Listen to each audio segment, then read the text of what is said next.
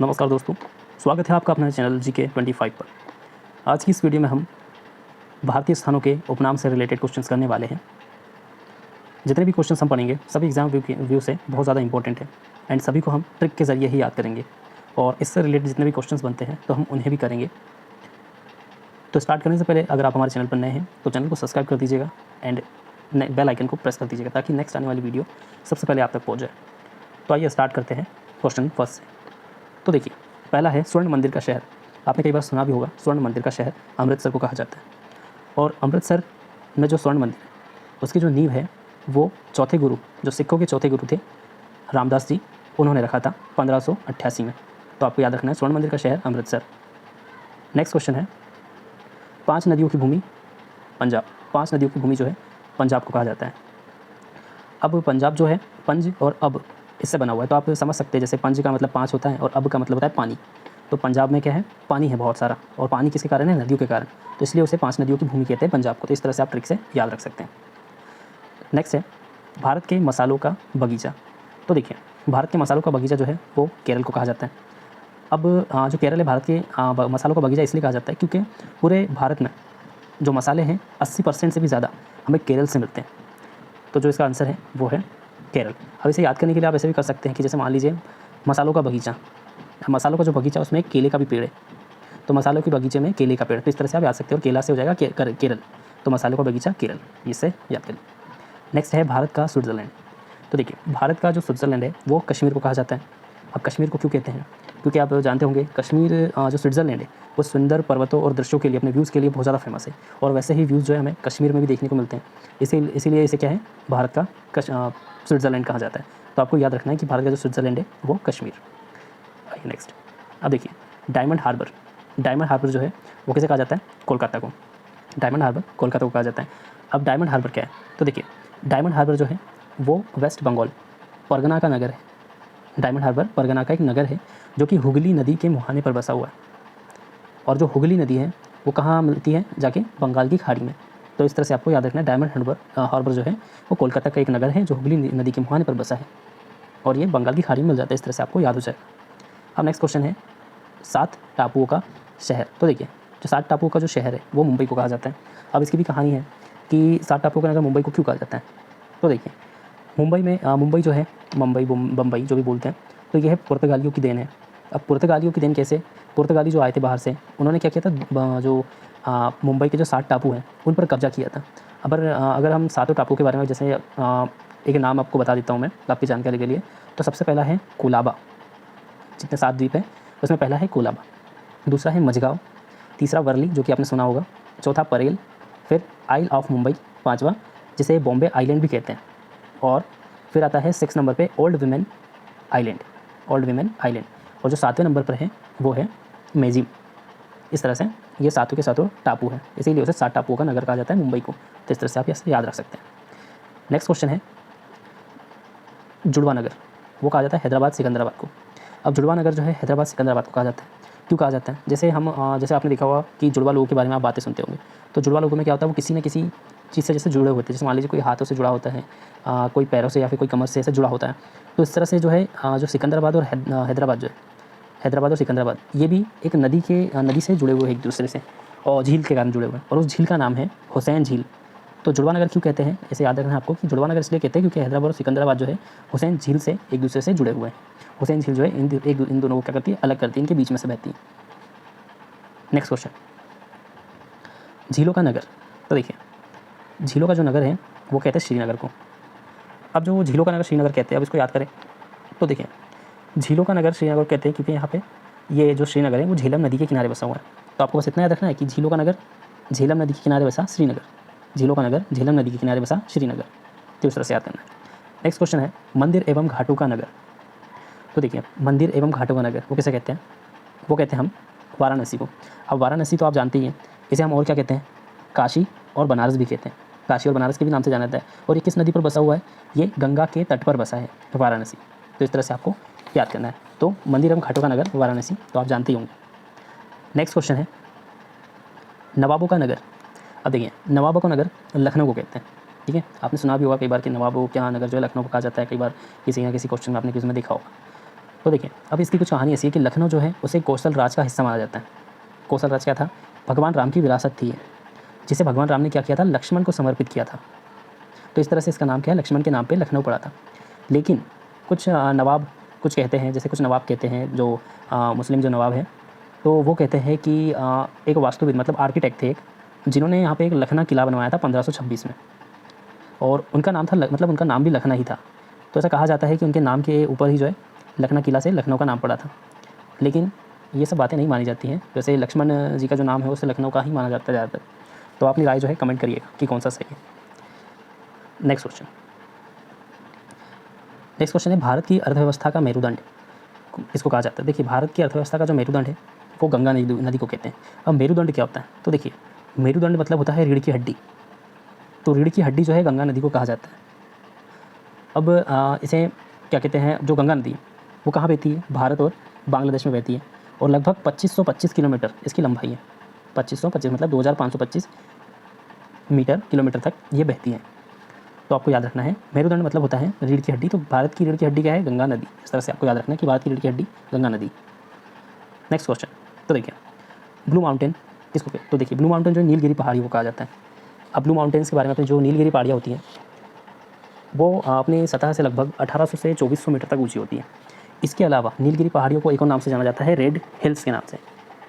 और इसकी एक चोटी भी है, डोडा बेट्टा चोटी, जो कि लगभग 2637 मीटर ऊंची है। 2637 मीटर ऊंची है, सबसे ऊंची चोटी है इसकी डोडा बेट्टा।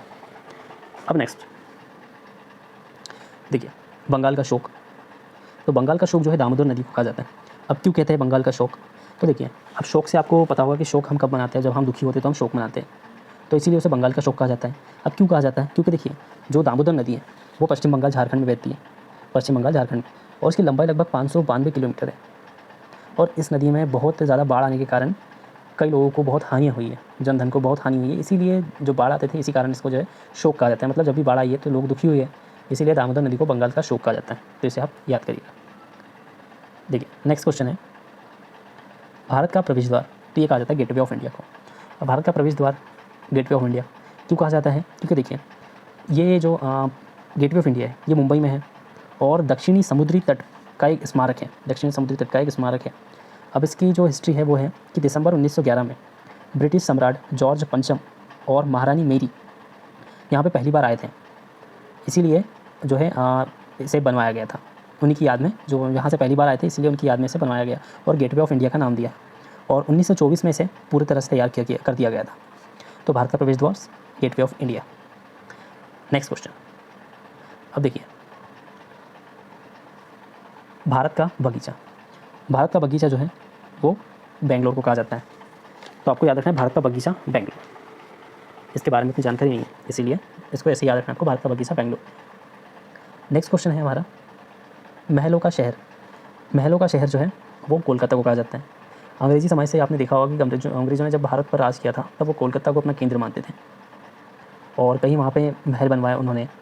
और जो कोलकाता है हमारा वो हुगली नदी पर बसा हुआ है। तो अगर आपसे पूछा जाए कि हुगली नदी किस राज्य में बहती है और कोलकाता अगर ऑप्शन है तो आप इस पर निश्चिंत होकर लगा सकते हैं। तो महलों का शहर जो है वो कोलकाता।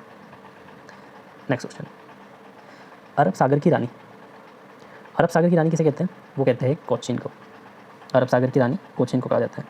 अब देखिए, जो कोच्चि बंदरगाह है 1503 में पुर्तगाली द्वारा कब्जा कर लिया गया था, और ये एक व्यापार का केंद्र भी था। मतलब 14वीं शताब्दी में क्या था, ये बहुत बड़ा व्यापार का केंद्र भी था। और जो 1503 में पुर्तगालियों ने इस पर कब्जा किया था। तो अरब सागर की रानी जो है कोचीन को कहा जाता है। इस तरह से याद रखिएगा। इससे रिलेटेड जो क्वेश्चन बताए जाते हैं आपको बस उनको याद रखना है, ताकि अगर आपसे कभी इससे डीपली पूछ लिया जाए, जैसे मान लीजिए क्वेश्चन तो यही रहता है लेकिन कई बार वो घुमा देते हैं, इसीलिए हमने इसे पूरी तरह से तैयार किया कि आपको कोई प्रॉब्लम नहीं है। अब नेक्स्ट क्वेश्चन है पूर्व का वेनिस। तो पूर्व का वेनिस जो है वो कोचीन को ही कहा जाता है। अरब सागर की रानी है, पूर्व का वेनिस, दोनों के दोनों कोचीन। नेक्स्ट क्वेश्चन, अब जो नेक्स्ट है हमारा गुलाबी शहर। तो गुलाबी शहर जो है वो जयपुर को कहा जाता है। आपने पिंक सिटी के नाम से सुना होगा, पिंक सिटी जयपुर को कहा जाता है। अब जयपुर कहाँ पर है? ये राजस्थान की राजधानी है, राजस्थान की राजधानी जयपुर। और इसका नाम जो है पिंक सिटी वो किसने दिया था? वो दिया था स्टैनली रीड ने। स्टैनली रीड ने इसका नाम दिया था पिंक सिटी। 2019 में जो पिंक सिटी है जयपुर, इसे यूनेस्को वर्ल्ड ने हेरिटेज सिटी घोषित किया था। तो इस तरह से आपको याद रखना है। नेक्स्ट क्वेश्चन है बिहार का शोक। बिहार का शोक है, ये भी बिहार का शोक कोसी नदी को कहा जाता है। अब जैसे मैंने आपको शोक बताया था अभी, जो दामोदर नदी का बताया था आपको मैंने, तो उस तरह से बिहार का शोक कोसी नदी है। अब ये जो है कोसी नदी कहाँ कहाँ बहती है, तो ये बहती है तिब्बत, भारत और नेपाल में। 18 अगस्त 2008 नेपाल भारत की सीमा कोसी नदी का बांध टूट गया था। कब हुआ था? 18 अगस्त 2008 को। तो बांध टूटने से क्या हुआ था कि वहाँ बहुत ज़्यादा बाढ़ आ गई थी, जिससे 5 जिले और 247 गाँव नष्ट हो गए थे बुरी तरह से। और इसके अलावा हर साल होता है, लगभग हर साल क्या होता है कि 21,000 किलोमीटर वर्ग या लगभग 8,100 वर्ग मील की जो भूमि, उपजाऊ भूमि है, वो भी इसमें क्या हो जाती है, प्रभावित होती है इस नदी से। इसीलिए इसे बिहार का शोक कहा जाता है। भारत का दिल दिल्ली, जानती होंगे आप, दिल्ली हमारा केंद्र है और सारी की सारी आपको जैसे संसद, पार्लियामेंट जो भी आपको सबके सब काम मिलता है दिल्ली में मिलता है, इसीलिए उसे, और ये भारत की राजधानी भी है, इसलिए उसे भारत का दिल भी कहते हैं दिल्ली को। नेक्स्ट क्वेश्चन, दक्षिण की गंगा जो है वो गोदावरी नदी को कहते हैं। अब दक्षिण की गंगा गोदावरी नदी को क्यों कहते हैं, तो बहुत ही सिंपल है ये। दक्षिण की गंगा क्योंकि देखिए जो भारत की जो गोदावरी नदी है वो महाराष्ट्र, मध्य प्रदेश और आंध्र प्रदेश में बहती है। गंगा नदी जैसे लंबी होती है, बहुत फैली हुई होती है, उसी तरह जो गोदावरी है वो भी दक्षिण में बहुत ज़्यादा लंबी भी है और बहुत ज़्यादा फैली हुई है, इसीलिए इसे जो है दक्षिण की गंगा कहते हैं। और ये जो है नासिक के पश्चिम ढाल से निकलती है। कहाँ से निकलती है? नासिक से, और मिलती कहाँ है? जाके बंगाल की खाड़ी में। तो इस तरह से याद रखिएगा कि नासिक से निकल के बंगाल की खाड़ी में जाती है। इसे दक्षिण की गंगा कहते हैं, गोदावरी नदी को। गंगा गोदावरी, इस तरह से आप याद रख सकते हैं, गंगा से गोदावरी। नेक्स्ट क्वेश्चन है, त्योहारों का नगर, ये कहा जाता है मदुरै को। ठीक है, त्योहारों का नगर जो शहर है या नगर है वो मदुरै को कहा जाता है। अब देखिए जो दक्षिण भारत का ये जो मदुरै है वो दक्षिण भारत के तमिलनाडु में स्थित है। तो आपको याद रखना है कि त्योहारों का नगर या शहर अगर आपसे पूछे तो वो मदुरै कहा जाता है। और मदुरै कहाँ पर है? ये तमिलनाडु का शहर है, दक्षिण भारत में तमिलनाडु।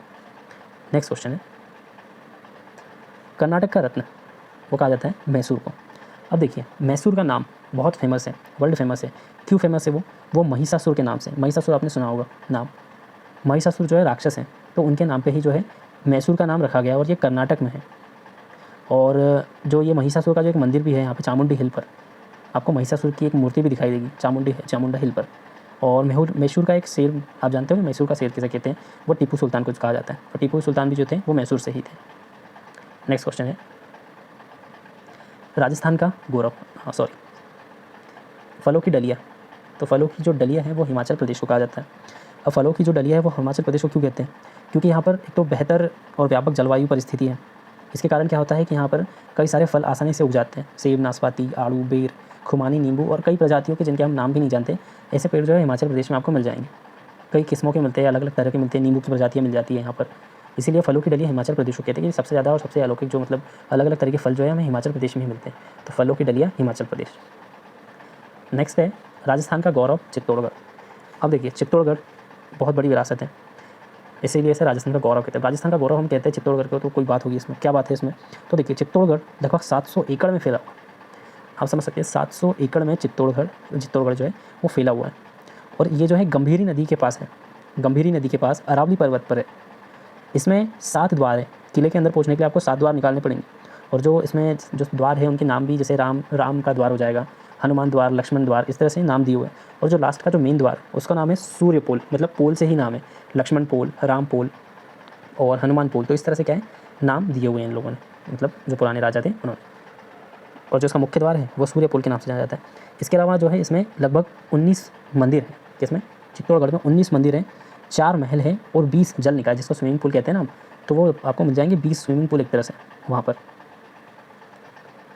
नेक्स्ट क्वेश्चन है पूर्व का पेरिस। तो पूर्व का पेरिस हम जयपुर को कहते हैं, ठीक है, तो जयपुर को पूर्व का पेरिस। अभी हमने जयपुर का पढ़ा था पिंक सिटी, और इसे पूर्व का पेरिस भी कहते हैं। तो पिंक सिटी एंड पूर्व का पेरिस। पिंक, पी से पूर्व, पिंक पूर्व, इस तरह से याद कर लीजिए, और पूर्व जयपुर। नेक्स्ट क्वेश्चन है स्थान, राजस्थान का धर्मोपल्ली। राजस्थान का धर्मोपल्ली किसे कहते हैं? हल्दी घाटी के युद्ध को कहते हैं, क्योंकि ये धर्म की लड़ाई थी। और जो हल्दी घाटी का युद्ध था वो कब लड़ा गया था?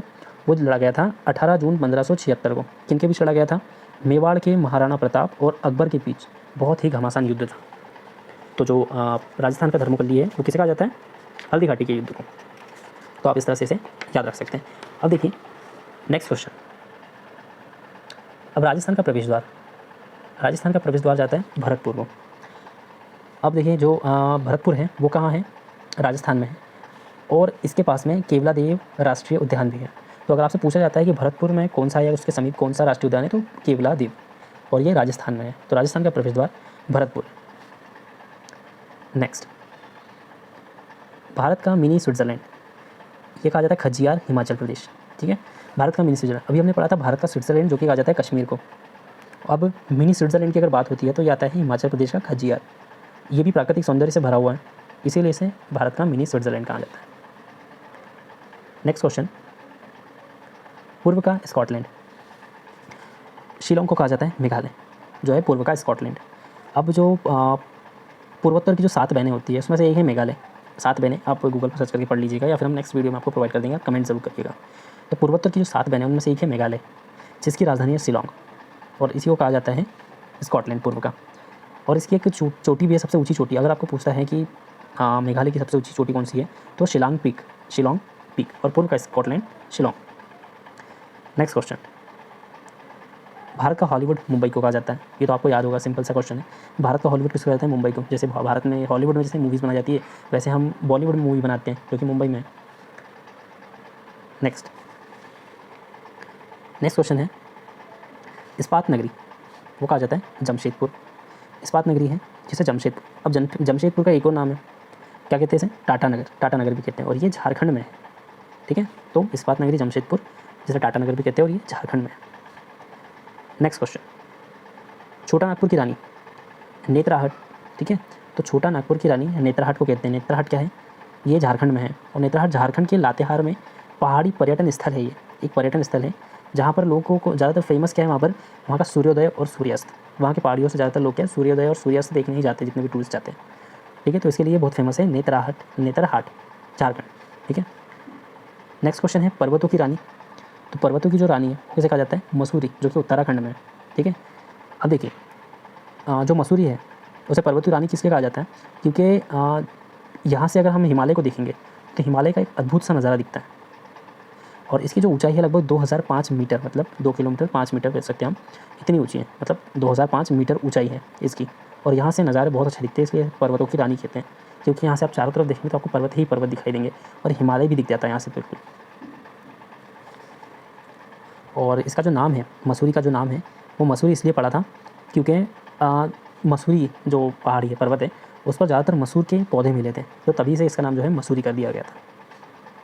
नेक्स्ट क्वेश्चन, समुद्रपुत्र लक्षद्वीप को कहा जाता है। अब समुद्रपुत्र जो है लक्षद्वीप को किस लिए कहते हैं? क्योंकि देखिए, जो लक्षद्वीप का मतलब होता है 1 लाख द्वीप, और ये किस भाषा में होता है? मलयालम या संस्कृत में लक्षद्वीप का मतलब होता है 1 लाख द्वीप। इस पर लगभग 36 द्वीपों का समूह है। 36 द्वीपों का समूह, समझ सकते हैं आप कि 36 द्वीपों का समूह है, इसीलिए इसे समुद्रपुत्र लक्षद्वीप कहते हैं। ठीक है, समुद्रपुत्र कहते हैं लक्षद्वीप। नेक्स्ट क्वेश्चन, अब नेक्स्ट क्वेश्चन है, दक्षिण का कश्मीर। तो दक्षिण का कश्मीर केरल को कहा जाता है। केरल क्या है? पर्यटनों के लिए बहुत ही सुखद अनुभूति वाला राज्य है। ठीक है, और ये जो है पर्यटकों को बहुत ज़्यादा आकर्षित करता है अपनी खूबसूरती के कारण, इसीलिए इसे भारत का दक्षिण का कश्मीर कहा जाता है। नेक्स्ट क्वेश्चन है, भारत का मैनचेस्टर। ठीक है, अब देखिए, भारत का जो मैनचेस्टर है वो है अहमदाबाद, गुजरात में। यहाँ क्या होता है? भारत में सबसे ज़्यादा सूती वस्त्र उत्पादन होता है। अब इसे मैनचेस्टर क्यों कहते हैं? देखिए, मैनचेस्टर जो है वो इंग्लैंड का एक राज्य है, जहाँ पर क्या है, दुनिया में सबसे ज़्यादा सूती वस्त्रों का उत्पादन होता है, या वहाँ पे भरमार बोल सकते हैं। इसीलिए विश्व में अगर सबसे ज़्यादा भरमार बोलते हैं तो मैनचेस्टर में। और अगर भारत की बात की जाती है तो हम कहते हैं यार, जैसे हम संज्ञा देते हैं ना कि ये तो भारत का मैनचेस्टर है, मतलब उससे हम तुलना करते हैं कि हाँ, सबसे ज़्यादा भारत में अहमदाबाद में सूती वस्त्र मिलते हैं। तो इस तरह से आप याद रख सकते हैं। नेक्स्ट क्वेश्चन, भारत का पेरिस। तो देखिए, भारत का जो पेरिस है वो जयपुर को कहा जाता है। ठीक है, तो आपको याद रखना है, भारत का Paris Jaipur. Next question, Bharat का पिट्सबर्ग। भारत का पिट्सबर्ग जो है ये भी किसको कहा जाता है? जमशेदपुर को कहा जाता है। अभी जैसे हमने पढ़ा था लास्ट में, उसी तरह से ये भी है, भारत का पिट्सबर्ग जमशेदपुर। नेक्स्ट क्वेश्चन, ईश्वर का निवास स्थान। देखिए, ईश्वर का निवास स्थान इलाहाबाद को कहा जाता है। अब इलाहाबाद को आप जानते होंगे, एक और नाम से जाना जाता है, प्रयागराज। इलाहाबाद को प्रयागराज के नाम से भी जाना जाता है, और ये यूपी में है, हिंदुओं का प्रसिद्ध तीर्थ स्थल है। इसका प्राचीनतम जो नाम था वो प्रयाग था, आपने सुना होगा पुराने ग्रंथों में। इसका जो पुराना प्रयाग का नाम सुना होगा, तो इसका पुराना जो नाम था वो प्रयाग था। यहाँ पर क्या मिलता है? त्रिवेणी संगम होता है, किसका? गंगा, यमुना और सरस्वती, तीनों का संगम होता है इसलिए इसे त्रिवेणी संगम भी कहते हैं। यहाँ पर त्रिवेणी संगम है, ठीक है, और प्रयाग नाम से जाना जाता है। और आपको इसके अलावा पता होगा इलाहाबाद में जो प्रयागराज है, इसमें 12 वर्ष में एक कुंभ का मेला लगता है और हर 6 वर्ष में एक अर्ध कुंभ का भी मेला लगता है। तो इस तरह से आपको याद रखना है। और इसका नाम बदला कब किया था अभी प्रयागराज, वो 2018 में बदला था आदित्यनाथ योगी, जो कि सीएम है यूपी के। उन्होंने इसका नाम जो है बदल कर प्रयागराज कर दिया था।